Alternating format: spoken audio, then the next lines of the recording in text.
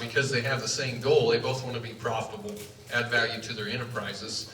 So he didn't have a whole lot of cows. He has some cows, but he had befriended a rancher that needed somewhere to go in the winter, especially in times of drought. So I think they're going to share a little bit just about maybe some of his rotation and some of this working with the rancher. Sure. Thank you, Aaron. I appreciate what Aaron's doing, the Kansas Soil Health Association. He used to be on the board for No Till on the Plains for several years. Then in 2019, I was on the board, and the guy that was the president that year called me up in the summer and said, "You're going to be president when I get off." And I said, "No, I'm not going to be president because I'm just on the board." He said, "No, you're going to be president." So I reluctantly took that job as president of No Till on the Plains there in 1920. And then some things happened. My dad got sick. My son got really sick. And I told him No Till on the Plains, "I'll be for you guys for whatever you gotta do, but I gotta take time off to take care of family and do stuff." And so in 2020, I stepped down, but always have enjoyed coming to these meetings. Always have enjoyed going to the No Till on the Plains conference in January, going out to Burlington, Colorado, going out there, and then seeing the things that the Kansas Soil Health Association is doing now, and the people that are involved in it. When Aaron asked me to do a field day, I reluctantly said yes, because if I can do a field day, then I don't have to travel so far. And the most important thing for me is I get to enjoy meeting people, get to see people that are trying to do the same thing, learn from other people, but also do things that try to improve our farming and improve our lifestyle. And so I appreciate being asked. When I was on the board, when we're trying to set up our conference, you always try to set up the big hitters the first day.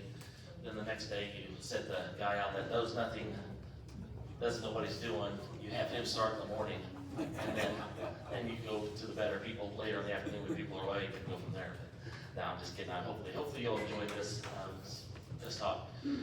Aaron did ask me, I think it's back in probably April, he was talking about doing a field day.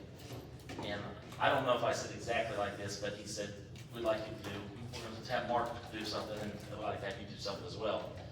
And he said, pick a date. And I was like, whatever, Aaron, I don't know. He said, just, what do you think? Middle of July through middle of August, sometime then. I said, right, okay, let's do August 1st and 2nd. I didn't know it was a Friday, Saturday, I didn't know. And I said, I'm sure it's going to be wet and cool like that. So there's one thing I've done right this year. And the 1st and 2nd of August is, when we're driving through Mark's pasture, it's all green and it's 78 degrees out and it's beautiful. I did one thing right. So I'll get started here, hopefully. This is a presentation. I did some of this presentation out in, Mark and I did it out in Burlington a couple years ago. I thought it would fit in well with what we're doing in this deal. Started with some location that Mark is in protection. We saw everything where he was at, and he and his son are what they're doing. We've seen that already. But I'm located just west of here, about 20 miles between where we farm is between Buckland and Ford and Kingsdown, kind of in the area there. I'm the 5th generation. Started off in 1884.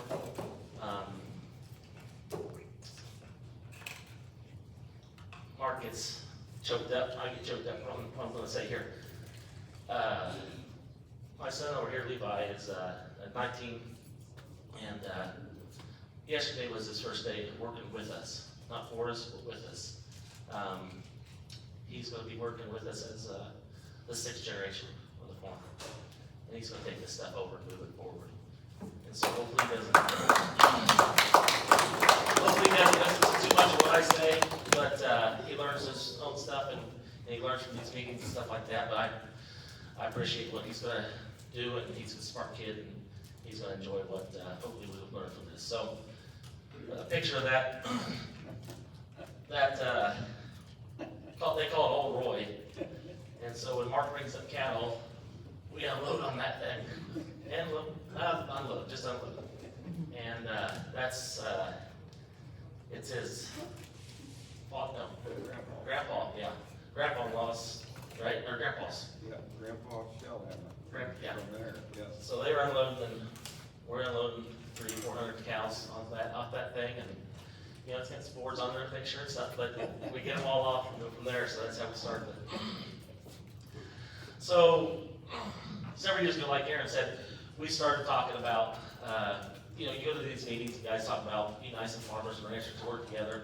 Guys that have pasture, they're looking for something in the fall time. Guys that have milo stalks, corn stalks, anything like that, can they utilize cows on that? I know once I started no-till 17, 18 years ago, we got rid of all our cows because cows were going to impact the ground. They were going to be, you don't need to have cows, so we got rid of cattle. And then 3 or 4 years later, you go start going to these meetings and they say you need to have cattle. They're the next element that's going to be the success for your operation. And so, so we bought the cattle back. Well, then that was before this big run up. That was the big high. You know, you used to buy $700-800 or $700-800 heifers, and that year we were buying $1,500-1,600 heifers and breeding them. We got to watch the cycle go up and down, and then we're back up again. So, so in all this, as we started talking, Mark and I started talking about utilizing our ground, our milo stocks for his operation. And so in 21-22 was a drought, D4 drought. We had some, we had some pretty decent milo stocks, nothing great, but something decent that would work. He was undergoing some cancer treatments at that time. And so what we did two groups of cattle on that deal. We had one big mob, and then the other spread out over 140 acres, 140 head over 500 acres. It was dry, and there was no moisture. That year, we tried to do a few things where the one big mob, we moved them every 7 days. What we tried to figure out is how fast can we move them, how slow can we move them, how can we utilize them, and see what we can do. Well, that year, on our first move, we had them out there probably 3 or 4 days too long. And I'll show a picture here a little bit later, but I'll show you why we had them too long. And then as we kept on moving them along, it worked out a little bit better. In 22-23, second year, D4 drought, Mark had a 7,000 acre lease on some ground, but couldn't stock it until March, so we fit that bill to go into that. So we kept on going it. So on this one, we had 3 groups, but we weren't moving events weekly. We just let them just go out. Just where they went, they went. What I appreciate about Mark is, you know, yesterday he's talking about no inputs, low inputs, or ROI. You know, I was under the assumption you gotta have protein supplement out there. You gotta get cake. You gotta have big alfalfa. You gotta have mineral. You gotta have all this stuff. And after that year, after the first year watching him not put anything out, then the second year I was like, okay, I'm kind of drinking what he's drinking now. But I'm going to try with my own cattle and do this because I didn't really. I'm still pretty much. I gotta do the same thing as what all the other cattle guys are doing. And then, like I said, when Mark started listening to Mark and watching his cattle go from that, and then watching his cattle increase body score, and when he keeps on saying, Lance, you're doing a good job, the cattle come in looking like they do and come out better looking, you're doing something right. We're just trying to keep them alive is what we're doing. So that's kind of where it was.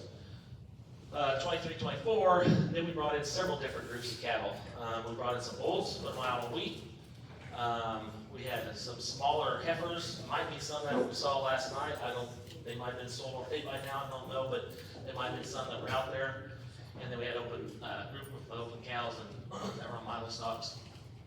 One thing about that was kind of neat. We had some volunteer triticale that we left, and then we had milo stocks and stuff like that. We had about an 800 acre patch. And when he brought his cattle up, I was thinking they'd go right to the volunteer triticale. And they were out in the milo stocks for probably the first 10 days. And I can still remember watching one cow walk over to the triticale and just start eating them. and then all of a sudden, 2 or 3 more went out, and then 5 or 10 more, and then all of a sudden, about after 2 or 3 hours, the whole group was over there. And then they stayed over there until they cleaned it up. And it was on, it was on 320 acres of volunteer. So it worked out pretty well. They increased it, they came back to the Milo. We wondered how it's gonna work out, how everything, and they regulated themselves. They figured out what they wanted to do, what they needed, what they wanted to do. What I think they were just, there it is. And so that was something else I really enjoyed watching and seeing what the cattle would do and go from there. That fall, so those 2 years before, we never had any moisture. It was very easy to do anything. You go out and check cattle, turn on the water, go through them, pretty simple. That year we had 3.5 inches of rainfall, and then we also had a 12-inch snowfall event, blizzard, and got taken down into back into a back area, down into a draw that when that 12-inch snow came in the wind, and it was nice to have that because like Logan was talking about the other day, I think that when you have cattle get out, and they're not yours, you really feel bad if that's not going to work out. But 24 last year was the first year we did not do anything last year with him. We had some other things going on. My brother and I farm together. He's starting a new business. He's farming, but he's starting a coffee shop over there, and he thought he was going to be started by December, January. And he just got started a couple days ago on that deal, so you can tell how that worked. But also, July 15th last year, we had 700 acres of corn, 1,000 acres, 1,200 acres of milo that just got annihilated by hail. It came in and just smoked it. The corn was just starting to pollinate, milo was just starting to head. It was not fun at all. We were going to bring cattle up because the corn did make some ears, but that was something that we weren't for sure of. I still wish we would have tried it because there's a lot of corn on the ground. I bought one of those rollers so we could roll it because I want to make sure we got not the way we had weeds, terrible weed pressure, pig weeds. I can tell stories on that later, but volunteer corn is what we were kind of worried about. Big ears of corn, insurance. Good thing, bad thing about insurance. Insurance gave us 0.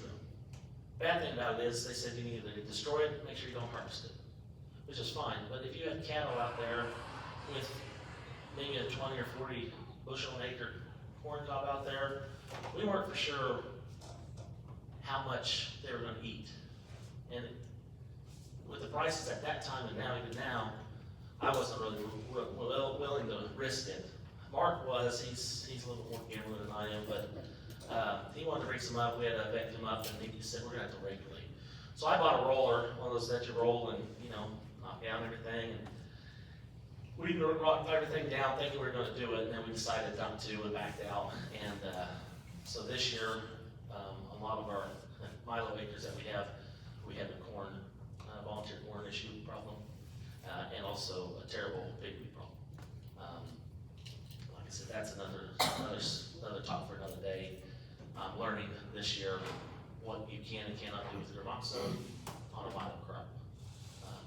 Maybe next year or 2 years from now, we have good information on what will happen. But we've had to replant. It's been one of those years. Just going through the rest of this week, we don't have a government program to try to do this. We're doing it between us. It's a handshake deal, and I trust him, he trusts me. It works out pretty well. Cattle go from an environment that are rapidly declining to a higher nutrition source. And then most of our ground that when we bring it up there is contiguous, is probably anywhere between about 1,500 acres that could be in 2 or 3 different areas. So we can bring a big group up and make it work. I like his theory yesterday when talking about pink eye, they have 2 eyes. They have foot rot, they have 4 feet, We were like a mile away from water, he said, they can walk. Okay, I like that. So that's kind of what we've done with that. So what we've done, kind of where we've been on this deal, is on my side, we provide daily care for about 100 days, give or take. The water, fencing, if there's something to the doctor, we take care of it. If it's something where it's, something of concern, we'll get a hold of Mark. I like his son's Cade yesterday. I was talking to him and he's like, I ain't up there looking for pink eye. He said, now if it's limping or broken leg or something, I'll tell him that. But if it's something I'm not looking for, it's like, I'm a little bit more, I want to take care of him. I'll make sure it's all right, but I'll make sure. But usually we get loaded in or out around March 5th, 1st to the 10th, just depends. And then if it gets cold or something like that, we'll provide bales to make sure it's working on that. He's 40 miles away from us. He does all the mineral, any medicine, and then he does we just have done a pay per head per day. And so we've done on bulls, on the smaller cattle, it's been a sliding scale. When it was dry, we get a little bit more. When it was wet, we get a little bit less. The bulls on our weight gain is a daily gain, and then I think we just did a daily deal. It's worked out pretty good for us. But I think the main thing here is communication is key. I think what we want to make sure is he doesn't want to overgraze. We don't want him to overgraze, but he's not going to take advantage of us either. It's going to work out well, and that's what I appreciate about working with Martin. Also, what I like about with his cattle, you can see yesterday they're smaller on the smaller end. We've got a lot of guys in our area that are be 14 to 1,500 pound cows. His is around 1,000. So you're looking at the imprint, the calf. It's not going to take as much. We did have one day where it's pretty cold out, and the cattle decided they couldn't break the ice for me. So they got in there and tried it, but it didn't work. Told Mark, they said, we'll try to get the water going eventually. But so best arrangements have the potential for both parties' benefit. But we're both managing for long-term success for both of us. It's not a short-term gain. It's something that we want to work out so that when Levi is working with Cole 30 years from now, then this is something we've established, and we can both work together and go from there. Very few operations don't have the cropland and native grass, so we can make that work.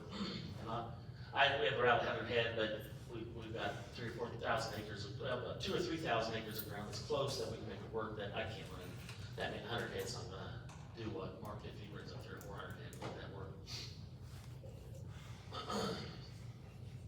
So benefits of my operation is cattle impact a large amount of ground. Like I said before, lighter cattle. The first 2 years when we did this, in 21, 22, and 23, 24, it was minimal compaction. You couldn't see anything going on. Third year, it was wet, but we did not see anything that was beside. I could still see where the cattle came in and out of the water, in the trail, but anything over that, there's really nothing that you don't see out there, even when it got wet. They're not going too deep, 4 inches. Like I said before, the 23-24 cattle going from mile stocks to volunteer, it was good to see. We did have some volunteer wheat. I'll say this, we did have some volunteer wheat a couple years ago when we did this. We let it go. We let the volunteer triticale go as well. I said out of Burlington, I wasn't going to be too concerned about my neighbors and volunteer wheat. But after we're seeing what happened this year with a lot of guys around the areas and stuff like that, and also I probably stepped on my toes by saying I'm not too worried about it. We had a field that wasn't infected. We weren't messing with this, but in the south where our neighbor infected us, then we infected ourselves. We had 160 acres of wheat last year that we didn't cut because of volunteer. And so on volunteer wheat, I'm sure I'm not too worried about, but the volunteer wheat, I'll take care of that now. I won't run cattle on that. I'm kind of concerned also, sometimes planting cover crop and volunteer wheat during the summer, that you might have some issues later on with neighbors. Just seeing how this wheat streak mosaic could spread and guys get upset.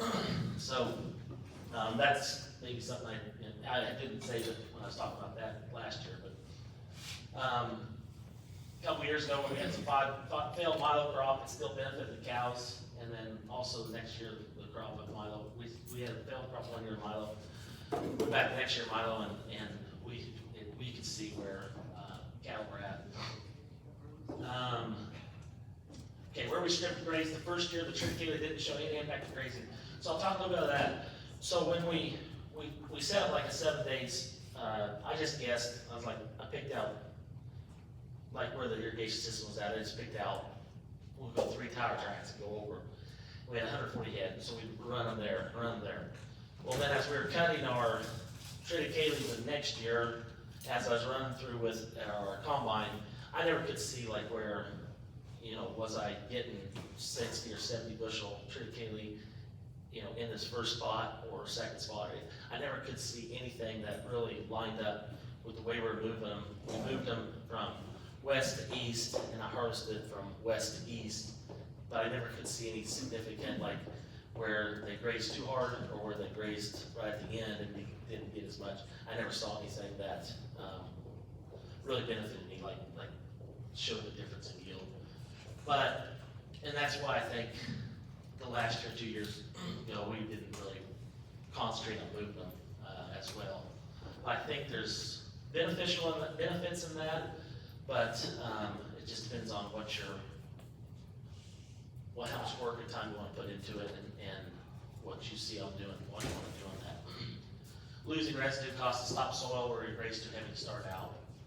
So this is a wheat crop. The one on the left was wheat crop where we planted the wheat after we planted the wheat, and that year the wheat stand was pretty bad, but we still had the cattle run out there, did all right. I didn't think the wheat was going to make anything, so I just went ahead and I didn't put any inputs in it at all. But we had the cattle out there grazing, and I think the field made like 24, and I can't remember if that's, it made 25, but we had no inputs into it. Neighbors were making 40, so I was happy that I think the cattle that were grazing on it from the last 2 years of grazing, I think helped us with some of that. We had less weeds than the neighbors. No fungicides or anything like that were used. And then, like I said, Milo 23 had a great start, but poor finish, but yield didn't correlate like we did. It didn't show where the Milo never did show that we yielded better because of cattle, but it didn't hurt us either. There's nothing that I've seen so far running Mark's cattle on our stuff that has been like, we can't do that.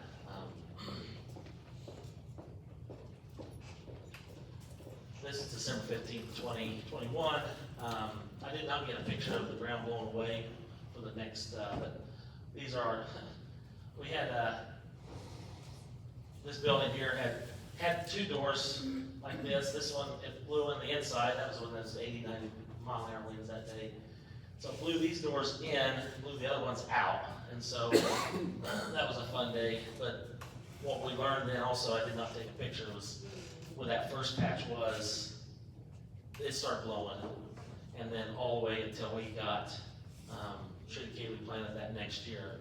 Anytime we got 15 or 20 mile an hour wind, that ground blew where we overgrazed the Milo stalks. And you just look over from my house and you just see the dirt blowing, and it just made me sick. And that's when I thought, okay, we gotta move them quicker. We can always come back. And that was the problem. We moved them forward, but they could come back. And then when they come back, we should have kept them moving forward. This was in 23, 24 when we got some snow and took them down this draw. And I can remember my grandfather telling me that back in the 50s or 60s that they had a big snowstorm. And that draw is where his cattle found a way to go, and they were down there for 5 or 6 days before they found them. And they had water, they were in the snow, but he said they all survived. So when we knew we were going to have that blizzard, that's where we took them. I thought, well, this worked one time, this hopefully works again. Like I said, the animal impact, really, it's wet out there, and they weren't going that very deep. But then also you can see what we're leaving. This is the Milo residue and stuff like that we're leaving. It's, it's very, we're trying not to do too much, trying not to lose things.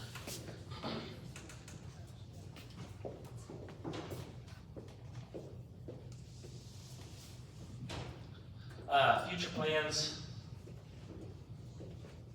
continue to provide each other something to benefit each individual operation. Knowing that there's a long-term goal for soil health, but also for animal health, and each operation focuses on how to improve that. And then each operation wants what's best for each other and know what's going forward, that they will learn and build their operations for the next generation. And so, excuse me.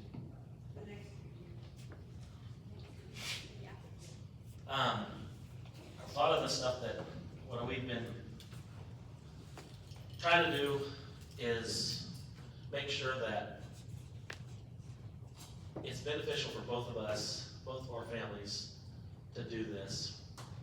I think it's also beneficial for what can keep going through the future, but also knowing that each year is going to be different. Like everybody's talking about, each year is going to be different in what we do, and everything is a sliding scale. And next year is going to be different than what we're going to have. We're going to have tons of mile stocks. We're also going to have a lot of volunteer in those mile stocks, but also there's going to be some corn that's going to be left in from last year. And is that going to affect cattle for next year? I don't know. Excuse me. But I'm hoping if we got good moisture this year, things look great. I'm hoping we can bring up several hundred head and work together and put some fence out and see what we do. So with that, I told Aaron I wasn't going to be very long, but if there's any questions about what we're doing, Mark is here. If there's any questions, I'm done.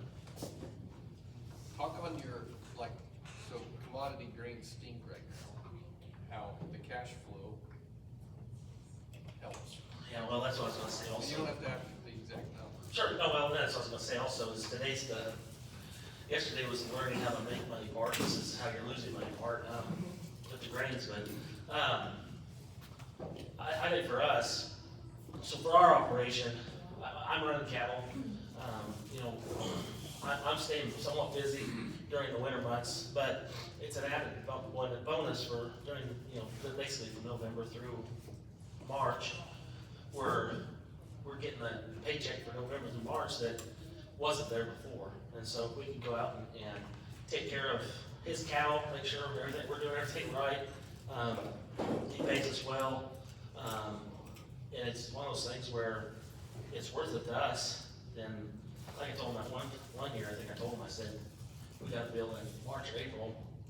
I think we just unloaded cattle, and I got insurance for all of our equipment. And I said, I should just have you write the check right to the insurance company, because that's not exactly what it was waiting for. But if looking at it this year, I wish we would have had cattle because insurance has increased. So it's one of those things that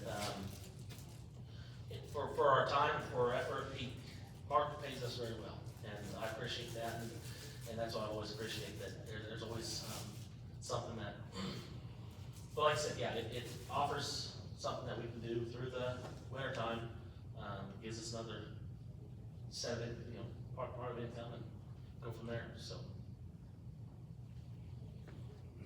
Got one. I only caught you mentioning setting up a week at a time. Is that pretty much all the time? So when we did the moving the polywire stuff, we just did a week move because we didn't know what we were going to do on that deal. And so for that 140 mob, we had 320 acres that I just split up into. Well, we figured we were going to be there about 100 days. So I just divided it into eight different moves, I think. No, sorry. You're not even having to do math. 10 is 7. 12 moves. I think it was 12. And so we just split it. I just kind of looked at the pivot. Okay, let's do here, let's do here. And so that's what we did on that move. So what we just did is go 4-wheel back and forth, put out fence, let the cattle eat to that spot. And then 7 days later, this is all just a guess. Like, is 7 days too much? Is 7 days too little? But they also could go back. So once they got to halfway in the pivot, they had what they could go back to. And then we opened up another part of 7 days and just keep going. But they could always come back. But what I noticed once we the 7 was, you know, we did it every 7 days or 5 days, it was just luck of the draw deal that worked. But also we kind of found out 7 days was good enough that they'd come back, but then once we moved, they stayed there for about 3 or 4 days and they'd kind of come back and then you knew they're ready to move.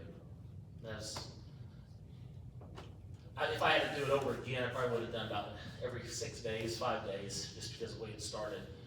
We haven't had more than 80 to 90 mile hour days that we've done like that. We've had some windy days, but it's also days that we're, you know, trying to, we just needed to keep the cover, is on that one. So did you say you preferred it, you would have back fenced them and not let them go back? You like that better? I should have just moved the fence faster. Okay. If I would've had it- Back didn't matter to you. I wouldn't have back fenced them. I think, I should have just paid attention a little bit more. Once they got out of feed, moved them forward, and if they would have moved forward, then if I would have moved them maybe a day or two earlier, they would have been already in this area, they would have been coming back, so. But then also, like, in the follow-up where we plan on trading Kaylee that next year, there was no yield decrease or anything like that. It's just a lot of topsoil, I shouldn't say a lot of topsoil. I got the topsoil would blow every time. Anytime you got a 15, 20 mile an hour wind, it would blow. And so you watch that from March until, or February through September the next year. It's kind of, it gets frustrating. Just drive faster, I don't know if I can. Well, I think about it with my neighbors this year, they had sunflowers last year, and they planted milo out there, it was very clean, and, this year's had some hard rains, so it's packed it, and then now their soil is just clean on top. So now I look straight west, I see dirt below, and I'm like, ugh. So he's just, you know, it's one of those things, you just try to keep the cover, that's for us now, trying to keep cover. Is Aaron trying to talk you into doing what he's doing instead? What's that? So he has better soils than I do. Similar rainfall, better soils, so he can yield more.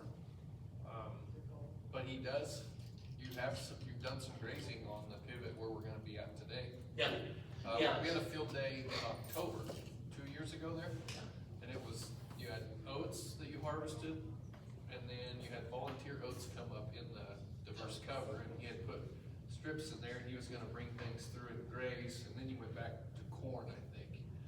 So his grazing, forage crops like that are a good chance to pump carbon in ahead of the fall, the next crop.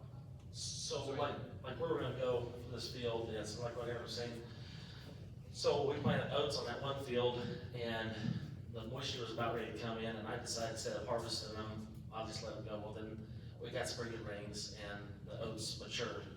They came and baled them, but there's a lot of volunteer that was out there. Well, I planted the cover crop, so that we could have cattle go out and graze, and so I planted like some feed, some sorghum stand, some, sunflowers, rapeseed, and some stuff for our cattle. So we did that, but we had a very nice oats come up through all that.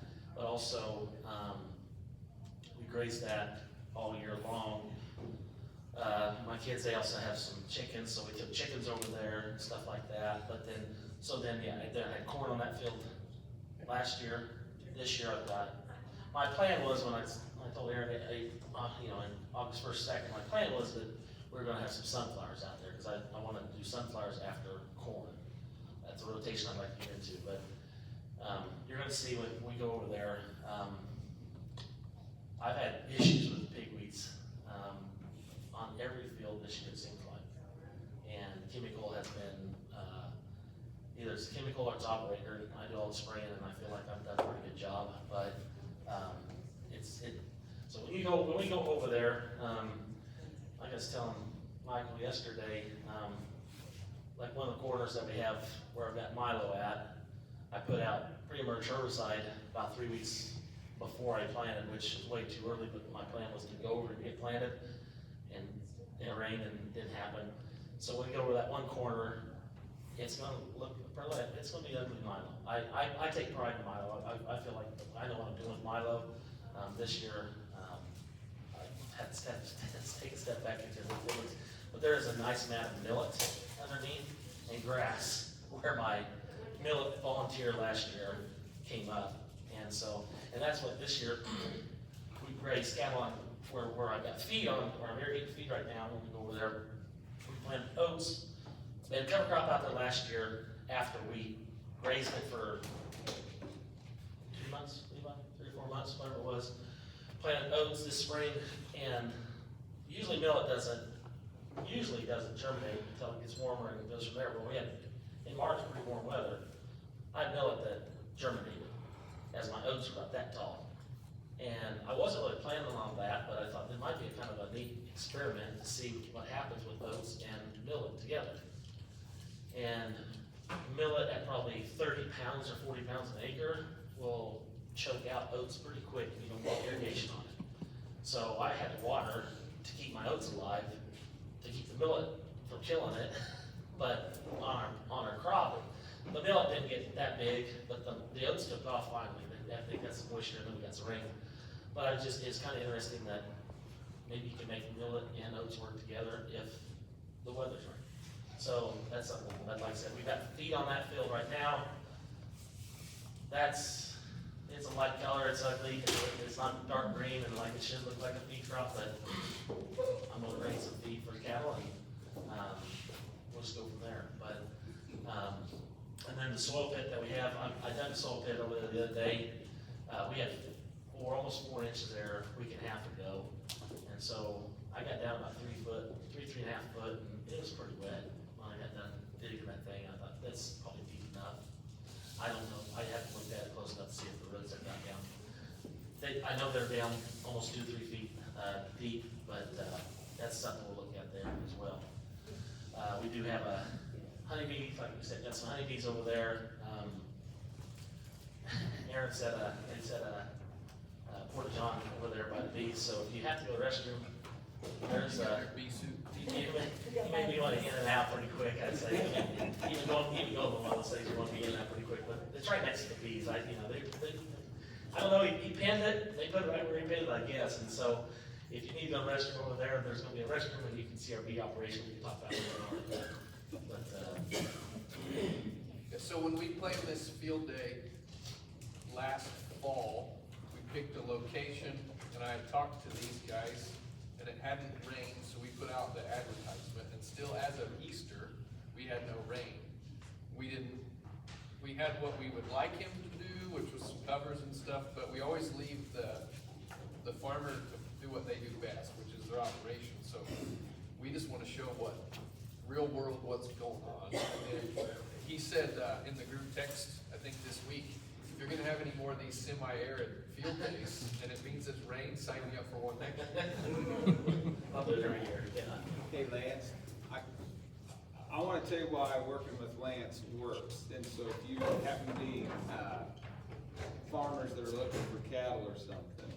So yes, he's a good farmer, and yes, it's close enough, but he's honest.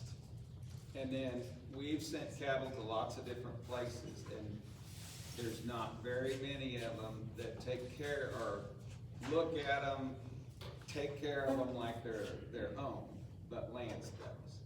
So, you know, that all that first stuff is very important, but who that individual is, you know, I would say this, we would do without taking cattle to crops if it meant dealing with a person that was not either honest or was not willing to look at them.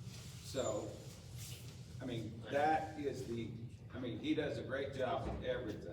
And some guys ran it with care, some was without care. Yes, Some and we do with that too. yeah. Anything around us close, we just rent stocks and we take care of them ourselves. But, and honestly too, that first time we did it is the only time we had ever sent cattle for care. Well, I take that back. That was the second. It's the first time it was a positive experience. So it's worked out for us. And it's really true. I had neuropathy that was so bad I still can't feel my feet, but that, but it helped us a bunch. And the other thing, in our operation, our labor is limited. And so if we can send 300 or 400 or 500 cows up to him, we actually get to do some stuff in the winter instead of like this year, we're doing our normal stuff and trying to do stuff that we should have done in the winter. So, we're very glad that we got to know Lance and his family. And last thing, we've become friends, and in our neck of the woods, there's just not that many of us that are doing this kind of stuff, so you need to know all the weirdos that are into soil health that you can. So are you looking for more acres? Yeah. A little bit further, a little bit cheaper? We fill them up as we go, we try to fill them up as close to home as we can. Across the river. What I do think, what you're. That's right, you're not that far. Alluding to is, right now, some young guy that needs access to land, could probably, that already has cattle, could probably grow on property. And fill a void for income or lack of income. Is it traditional? Absolutely no. But it can work if the two parties can make it work. It's gotta be mutually beneficial. That's what, I like this relationship is, he's not mad, he's not getting paid enough, he's not mad that he's charging too much. They're both, and if they may give you some numbers later, but it's a number they've agreed upon. It's not going to and I was the extension agent, it's not asking the extension agent what the state grazing rate is. Well, What they think can work. you're out there looking at them, and so you're like, I think we need to move. Or, you're not relying on somebody else to just take advantage of the situation, because that's what happens a lot when we rent out milo stocks is. They take it all, you're down to this. And we've had guys that, like neighbors watching and, when they rent out Milo or corn stalks and they think they have until March 15th and they'll run until March 15th and they may put out 100 head out there and they may not have anything more for a month, but they're gonna leave them out there because that's what they have. And Mark's totally opposite is, you think you guys are out, let us know, we'll start getting trucks and like that. Well, That's what I appreciate, Paying per day, you might as well be getting the best feed possible and not grubbing it to the ground, so Right. it's beneficial to both of you. Well, and we calculate enough to make it work. Right. Cause it's too much work for Lance to fence all that if we're gonna be up there 30 days. But if we can be up there somewhere between 90 to 100, that makes it all, and it helps us to, transportation costs. Is it you know, 5 now? Load those trucks, I mean. 5 or 6 on a truck. Oh, I don't know, it's. Because like it was 5, so you got $10. It's probably I mean, 6 now. a mile, Yep, up and back. yep. So. It's expensive. The other thing, my cattle always, they don't go in bad shape at all, but they always, like he said, they gain a condition score at least. And, the other thing that kinda helps is, like he said, we agree on a price. I don't pay the absolute premium price, but we can run more of my smaller cows than he could if he took big cows in. We've never stocked, they've never had 3 acres No. for the whole. So we usually only, it takes about 2.5 acres for that 100 days per Which is cow. what Logan said it gets for Yep. 2.5 months. Yep. Which is roughly. Yep. This is Milo stocks? What's that? Milo stocks, Milo stocks, yeah, and they're irrigated? dry land, It is dry. dry land and irrigated, it's been Varies both. from year to year. It just varies where we're at, but In a good year, I'm 2.5 acres, but last year was my worst year ever, 4 acres. like that first year that we did it, we had, 40, 50 bushel Milo, but we had very good leaf, like a lot of good leaves and stuff like that. And we just watched it, is what we did, just to make sure we weren't overgrazing it, but they cleaned up the leaves, they cleaned up whatever heads we missed and stuff like that. It knocked a little bit more, like 2 years ago, we had almost all the stocks still standing. You really didn't know that cattle were out there. Well, you want to eat just the leaves, cause they can be like 7% protein. Yeah. From what I understand, the corn leaves are like a point lower, Yeah.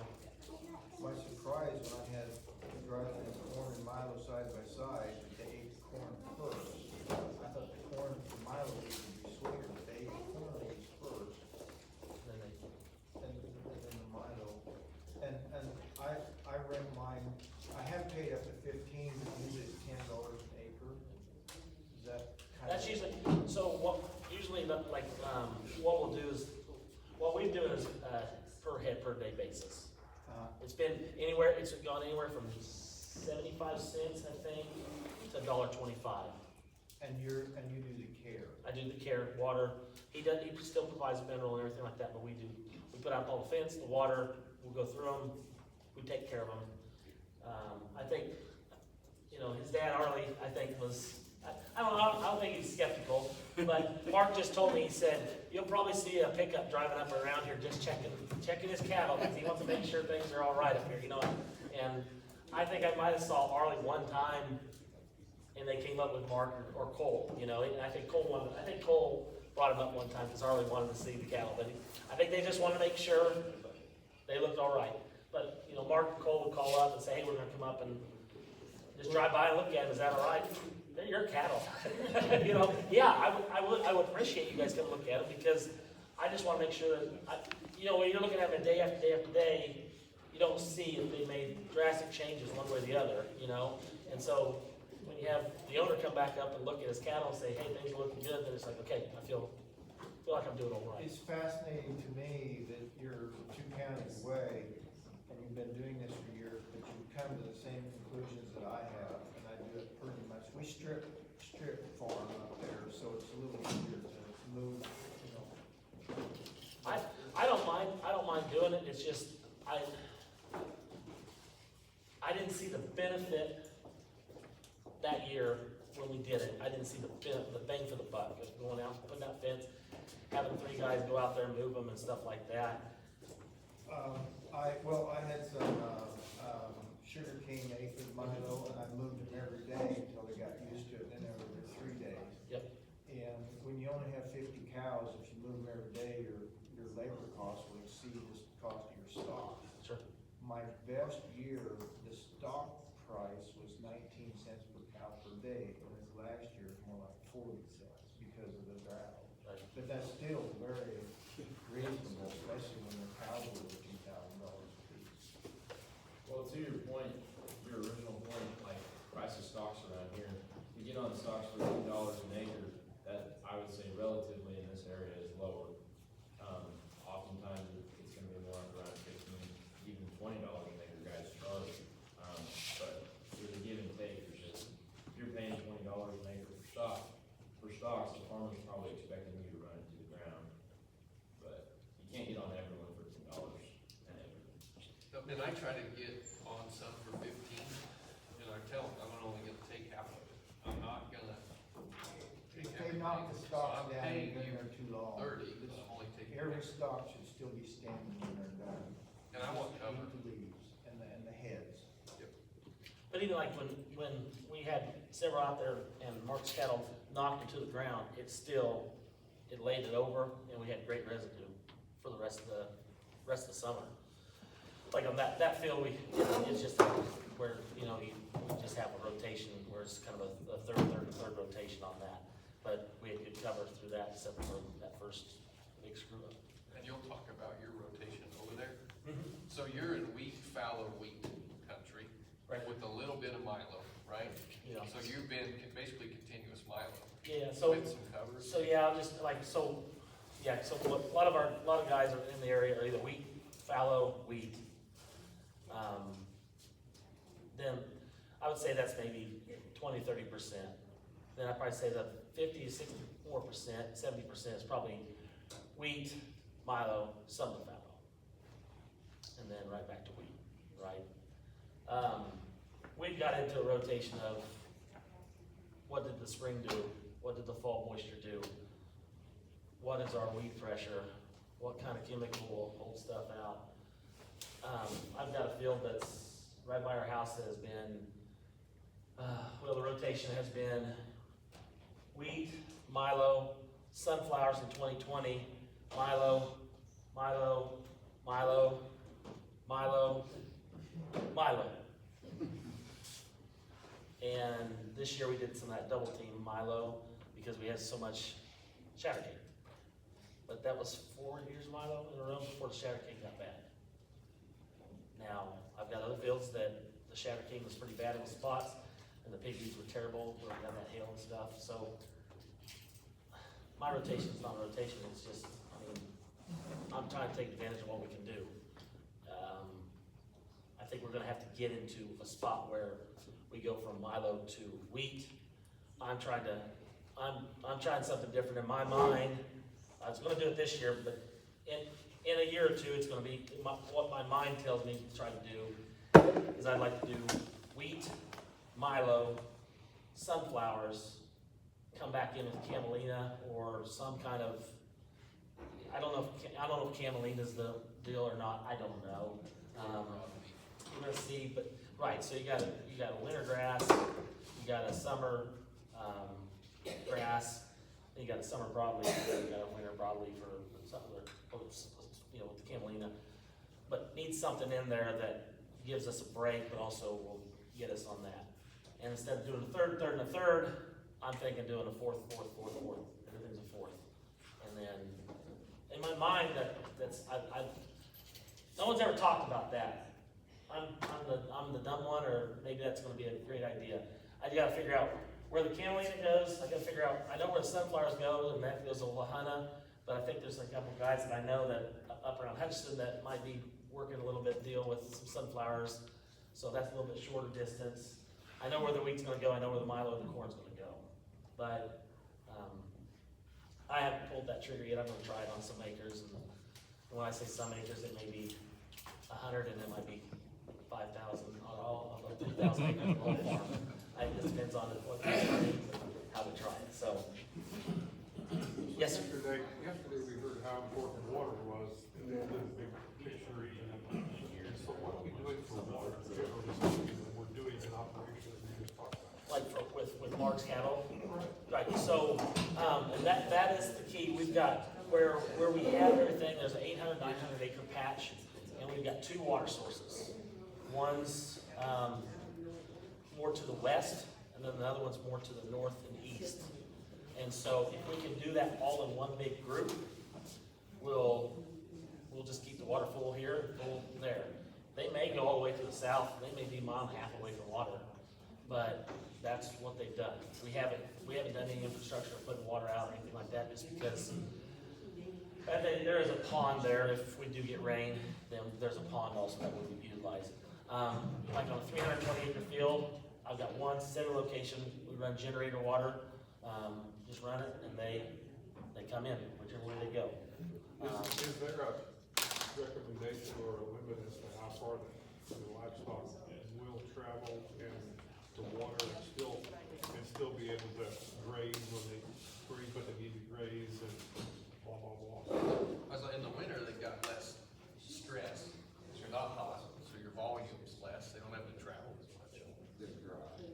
And they're dry, I mean, they're not lactating, so they've taken the strain off of the cow that way, but, you know, in New Mexico. I've also noticed that where the water source is at, you know, it gets a little bit more warm there, but they still will go out, you know, they'll still. Well, I mean, I think that's optimal.